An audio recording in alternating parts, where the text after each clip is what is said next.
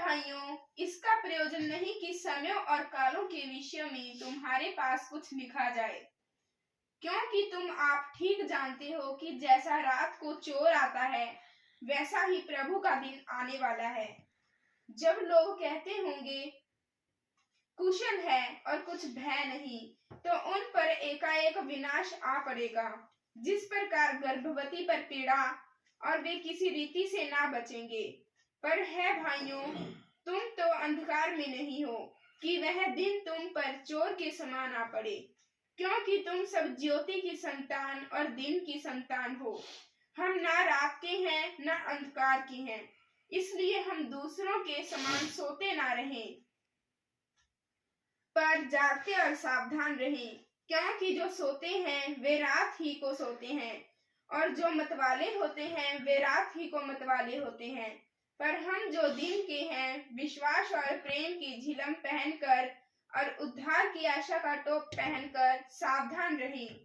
क्योंकि परमेश्वर ने हमें क्रोध के लिए नहीं, परंतु इसलिए ठहराया है 11 तक कि हम अपने प्रभु यीशु मसीह के द्वारा उद्धार प्राप्त करें। वह हमारे लिए इस कारण मरा कि हम चाहे जागते हों चाहे सोते हों, सब मिलकर उसी के साथ जिए। इस कारण एक दूसरे को शांति दो और एक दूसरे की उन्नति का कारण बनो, जैसा कि तुम करते भी हो। आमीन। ਅਸੀਂ ਥੋੜਾ ਜਿਹਾ ਇਸ ਵਚਨ ਨੂੰ ਸਿੱਖਾਂਗੇ, ਥੋੜਾ ਜਿਹਾ ਜਲਦੀ ਦੇ ਵਿੱਚ। ਹਾਂ, ਇੱਕ ਵਚਨ ਬੋਲੋ। पर है भाइयों, इसका प्रयोजन नहीं कि समयों और कालों के विषय में तुम्हारे पास कुछ लिखा ਇਹਦੇ जाए। ਵਿੱਚ ਗੱਲਾਂ ਹੋ ਰਹੀਆਂ ਨੇ ਪ੍ਰਭੂ ਯਿਸੂ ਮਸੀਹ ਦੇ ਆਉਣ ਦੀਆਂ, ਪਰ ਉਰੇ ਦੱਸਿਆ ਗਿਆ, ਕਹਿੰਦੇ ਹੈ ਭਾਈਓ, ਕਹਿੰਦੇ ਇਦਾਂ ਦੀ ਗੱਲ ਨਹੀਂ ਹੈ ਕਿ ਕਿਸੇ ਸਮੇਂ ਬਾਰੇ ਤੁਹਾਨੂੰ ਦੱਸਿਆ ਹੋਵੇ ਵੀ ਫਲਾਣੀ ਤਰੀਕ ਨੂੰ ਪ੍ਰਭੂ ਯਿਸੂ ਮਸੀਹ ਆਊਗਾ, ਇਸ ਸਨ ਦੇ ਵਿੱਚ ਪ੍ਰਭੂ ਯਿਸੂ ਮਸੀਹ ਆਊਗਾ, ਇਦਾਂ ਦੀ ਗੱਲ ਨਹੀਂ ਹੈ। ਦੋ ਵਚਨ ਪੜੋ। क्योंकि तुम आप ठीक जानते हो कि जैसा रात को चोर आता है, वैसा ही प्रभु का दिन आने वाला है। ਹਾਂ, ਕਹਿੰਦੇ ਤੁਸੀਂ ਜਾਣਦੇ ਹੋ ਜਿਸ ਤਰ੍ਹਾਂ ਰਾਤ ਨੂੰ ਚੋਰ ਚੋਰੀ ਕਰਨ ਆਉਂਦਾ ਹੈ, ਪਰ ਕਦੇ ਵੀ ਚੋਰ ਦੱਸ ਕੇ ਨਹੀਂ ਆਉਂਦਾ ਕਿ ਮੈਂ ਚੋਰੀ ਕਰਨ ਆ ਰਿਹਾ। ਕਹਿੰਦੇ ਬਿਲਕੁਲ ਉਸ ਚੋਰ ਦੀ ਤਰ੍ਹਾਂ, ਉਸ ਚੋਰ ਦੀ ਭਾਂਤੀ ਪ੍ਰਭੂ ਯਿਸੂ ਮਸੀਹ ਦਾ ਜਿਹੜਾ ਆਗਮਨ ਦਾ ਜਿਹੜਾ ਦਿਨ ਹੈ, ਕਹਿੰਦੇ ਉਹ ਕੀ ਹੈ, ਉਹ ਇਸੇ ਪ੍ਰਕਾਰ ਹੈ। ਕਹਿੰਦੇ ਜਿਸ ਤਰ੍ਹਾਂ ਚੋਰ ਦੱਸ ਕੇ ਨਹੀਂ ਆਉਂਦਾ, ਇਸੇ ਪ੍ਰਕਾਰ ਪ੍ਰਭੂ ਯਿਸੂ ਮਸੀਹ ਦੀ ਕੋਈ ਤਰੀਕ नहीं दसी हुई। हाँ जी। जब लोग कहते होंगे कुशल है और कुछ भय नहीं, तो उन पर एकाएक विनाश आ पड़ेगा।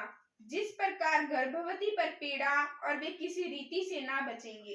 कहते ये तो उस तरह का समय होगा जिस तरह लोग कहेंगे भाई असी तो सारे ठीक ठाक हाँ, अपनी जगह ते वधिया कोई इंजॉय कर रहा होगा, कोई ब्याह कर रहा होगा, पर कहते एकदम जिस प्रकार गर्भवती ते पीड़ा, जिस तरह एक गर्भवती औरत होंदी है, अचानक दर्द उठ जाता है ते ओनू ये नहीं पता रात नू 12 बजे ले जाना पवे हॉस्पिटल दे विच, ये नहीं पता रात नू 1 बजे ले जाना पवे। कहंदे बिल्कुल इसे तरह कहंदे ओ जेड़ा दिन है, कहंदे एकदम की है आवेगा। हाँ जी। पर है भाइयों, तुम तो अंधकार में नहीं हो कि वह दिन तुम पर चोर के समान आ पड़े। कहंदा भाई तुसी तां कहंदा नेरे दे विच नहीं हो बई थोड़े ते ओह दिन चोर दे समान आ पड़े। कहंदा तुसी तां जानदे हो भी यीशु आने वाला है, यीशु आऊगा, तां तुसी की करना, कहंदे तुसी तां अपनी तैयारी कर सकदे हो, तुसी नेरे दे विच नहीं हो। तुसी जे वचन सानू समझ लगदा फिर असी नेरे दे विच नहीं हां। हां जी। क्योंकि तुम सब ज्योति की संतान और दिन की संतान हो। हम ना रात के हैं ना अंधकार के हैं। हाँ, असी की दी संतान आ, असी ज्योति दी संतान हाँ। ज्योति कौन है? ज्योति प्रभु यीशु मसीह है, क्योंकि वचन दे विच लिखिया जेड़ा वचन है वो की है, वो परमेश्वर है। वचन परमेश्वर है ते वचन दे विच लिखिया कहंदे प्रभु दा वचन साडे पैरां दा की है दीपक, बाइबल दे विच लिखिया। इस करके असी की हां? ज्योति दी संतान हां। असी ना अंधेरे दे हां ते ना असी अंधकार दे हां। असी की दी संतान हां? असी ज्योति दी संतान हां। ज्योति दी संतान सानू किवें पता लगे? जदों असी जागदे रहिए। किदे विच? रात नू नहीं, आत्मा दे विच जागदे रहिए। वचन सानू समझ लगे वचन की कह रहा ते वचन दे अनुसार उस जीवन नू असी की करते रहिए, बतीत करते रहिए। उसनू कहा गया भी असी जागदे हां। हाँ जी, इसलिए हम दूसरों के समान सोते ना रहें, पर जागते और सावधान रहें। ਹਾਂ ਅਸੀਂ ਦੂਜੇ ਲੋਕਾਂ ਦੀ ਤਰ੍ਹਾਂ ਸੌਂਦੇ ਨਾ ਰਹੀਏ। ਸਾਰੇ ਸੰਸਾਰ ਦੇ ਜਿਹੜੇ ਲੋਕ ਨੇ ਕੀ ਹੈ, ਸੁੱਤੇ ਪਏ ਨੇ। ਕਾਦੇ ਵਿੱਚ? ਰਾਤ ਨੂੰ ਨਹੀਂ, ਉਹ ਕੀ ਹੈ, ਮੋਹ ਮਾਇਆ ਦੀ ਨੀਂਦ ਦੇ ਵਿੱਚ, ਪੈਸੇ ਕਮਾਉਣ ਦੇ ਵਿੱਚ, ਜਾਂ ਆਪਣੇ ਸਰੀਰ ਨੂੰ ਕੀ ਹੈ, ਇੰਜੋਏ ਕਰਨ ਦੇ ਵਿੱਚ ਕੀ ਹੋਏ ਪਏ ਨੇ, ਉਹ ਸੋਏ ਪਏ ਨੇ। ਅਸੀਂ ਕੀ ਹਾਂ? ਜੋਤੀ ਦੀ ਸੰਤਾਨ ਹਾਂ। ਅਸੀਂ ਲੋਕਾਂ ਦੀ ਤਰ੍ਹਾਂ ਕੀ ਹੈ, ਨਹੀਂ ਕਰਨਾ। ਹਾਂਜੀ, क्योंकि जो सोते हैं वे रात ही को सोते हैं, और जो मतवाले होते हैं वे ही तो मतवाले होते हैं। ਹਾਂ ਹਨੇਰੇ ਦੇ ਕਾਰਨ ਹੀ ਇਨਸਾਨ ਕੀ ਹੁੰਦਾ ਹੈ? ਮਤਵਾਲਾ ਹੁੰਦਾ ਹੈ। ਹਨੇਰੇ ਦਾ ਮਤਲਬ ਜਦੋਂ ਉਹਨੂੰ ਸਮਝ ਨਾ ਹੋਵੇ, ਉਹਨੂੰ ਗਿਆਨ ਨਾ ਹੋਵੇ, ਉਹਨੂੰ ਰੱਬ ਦਾ ਡਰ ਨਾ ਹੋਵੇ, ਉਦੋਂ ਹੀ ਇਨਸਾਨ ਕੀ ਹੁੰਦਾ ਹੈ? ਮਤਵਾਲਾ ਹੁੰਦਾ ਹੈ। ਮਤਵਾਲੇ ਦਾ ਮਤਲਬ ਵੀ ਐਸ਼ ਕਰਨੀ है ना जी, बुरे बुरे काम करने, उसको कहा जाता भी रात ही को क्या होते हैं? मतवाले होते हैं। कितना वचन पढ़िया? आगे पढ़ो।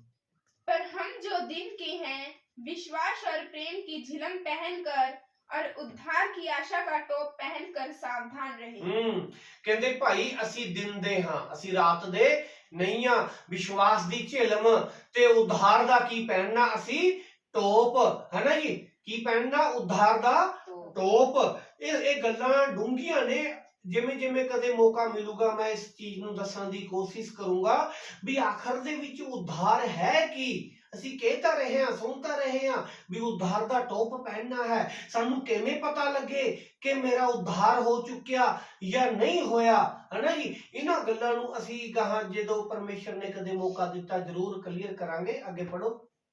क्योंकि परमेश्वर ने हमें क्रोध के लिए नहीं, परंतु इसलिए ठहराया है कि हम अपने प्रभु यीशु मसीह के द्वारा उद्धार प्राप्त करें।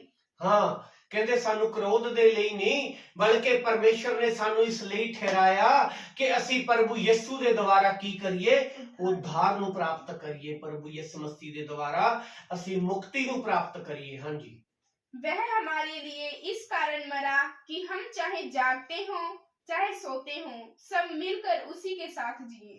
हाँ, ਉਹ ਪ੍ਰਭੂ ਯਿਸੂ ਮਸੀਹ ਸਾਡੇ ਲਈ ਇਸ ਲਈ ਮਰਿਆ, ਚਾਹੇ ਦੀ ਅਸੀਂ ਜਾਗਦੇ ਆਂ, ਚਾਹੇ ਦੀ ਅਸੀਂ ਸੌਂਦੇ ਆਂ, ਪਰ ਕਹਿੰਦੇ ਅਸੀਂ ਉਹਦੇ ਵਿੱਚ ਕੀ ਆਂ? ਪ੍ਰਭੂ ਯਿਸੂ ਦੇ ਵਿੱਚ ਅਸੀਂ ਜਿਉਂਦੇ ਹਾਂ। ਪ੍ਰਭੂ ਯਿਸੂ ਮਸੀਹ ਦੇ ਵਿੱਚ ਅਸੀਂ ਜਿਉਂਦੇ ਹਾਂ। ਪਰ ਇਹ ਸਾਨੂੰ ਪਤਾ ਲੱਗਣਾ ਬਹੁਤ ਜ਼ਿਆਦਾ ਜ਼ਰੂਰੀ ਹੈ ਵੀ ਅਸੀਂ ਮਸੀਹ ਯਿਸੂ ਦੇ ਵਿੱਚ ਜਿਉਂਦੇ ਹਾਂ ਜਾਂ ਨਹੀਂ। ਇਹ ਕਿਹਨੂੰ ਪਤਾ ਹੈ? ਇਹ ਮੈਨੂੰ ਪਤਾ ਹੈ ਕਿ ਮੈਂ ਯਿਸੂ ਦੇ ਵਿੱਚ ਜਿਉਂਦਾ ਹਾਂ। ਤੁਹਾਨੂੰ ਪਤਾ ਹੈ ਕਿ ਤੁਸੀਂ ਯਿਸੂ ਦੇ ਵਿੱਚ ਜਿਉਂਦੇ ਹੋ, ਹੈ ਨਾ ਜੀ। ਤਾਂ ਕੀ ਹੈ? ਇਹਦਾ ਵੀ ਪਤਾ ਲੱਗਣਾ ਬਹੁਤ ਜ਼ਿਆਦਾ ਜ਼ਰੂਰੀ ਹੈ। अगला वचन। इस कारण एक दूसरे को शांति दो और एक दूसरे की उन्नति का कारण बनो, जैसा कि तुम करते भी हो। हाँ, कितना पढ़िया? 11।